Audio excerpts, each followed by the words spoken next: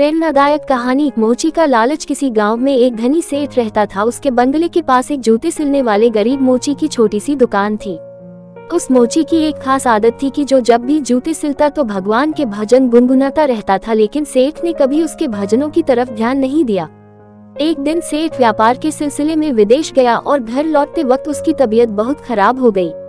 लेकिन पैसे की कोई कमी तो थी नहीं, सो देश विदेशों से डॉक्टर, वैद्य, हकीमों को बुलाया गया, लेकिन कोई भी सेठ की बीमारी का इलाज नहीं कर सका। अब सेठ की तबीयत दिन प्रतिदिन खराब होती जा रही थी।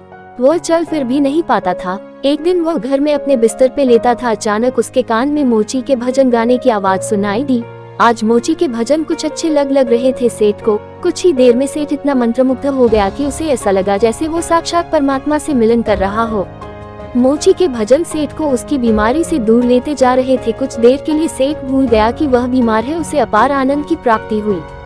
कुछ दिन तक यही सिलसिला चलता रहा। अब धीरे धीरे सेठ के स्वास्थ्य में सुधार आने लगा। एक दिन उसने मोची को बुलाया और कहा, मेरी बीमारी का इलाज बड़े बड़े डॉक्टर नहीं कर पाए, लेकिन तुम्हारे भजन ने मेरा स्वास्थ्य सुधार दिया। ये लो 1000 रुपए इनाम। मोची खुश होते हुए पैसे लेकर चला गया। लेकिन उस रात मोची को बिल्कुल नींद नहीं आई। वो सारी रात यही सोचता रहा कि इतने सारे पैसों को कहाँ छुपा कर रखूं और इनसे क्या क्या खरीदना है। इसी सोच की वजह से वो इतना परेशान हुआ कि अगले दिन काम पे भी नहीं जा पाया। अब भजन गाना तो जैसे वो भूल ही गया था। मन में खुशी थी पैसे की।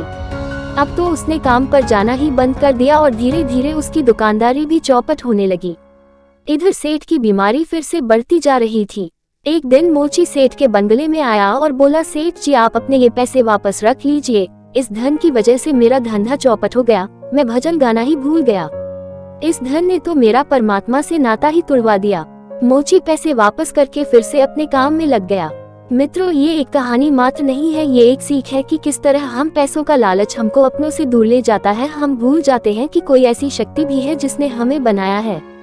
आज के माहौल में ये सब बहुत देखने को मिलता है। लोग 24 घंटे सिर्फ जॉब की बात करते हैं, बिजनेस की बात करते हैं, पैसों की बात करते हैं। हालांकि धन जीवन यापन के लिए बहुत जरूरी है, लेकिन उसके लिए अपने अस्तित्व को भूल जाना मूर्खता ही है। आप खूब पैसा कमाए, लेकिन साथ ही साथ अपने माता पिता की सेवा करिए, दूसरों के हित की बातें सोचिए और भगवान का स्मरण करिए। यही इस कहानी की शिक्षा है।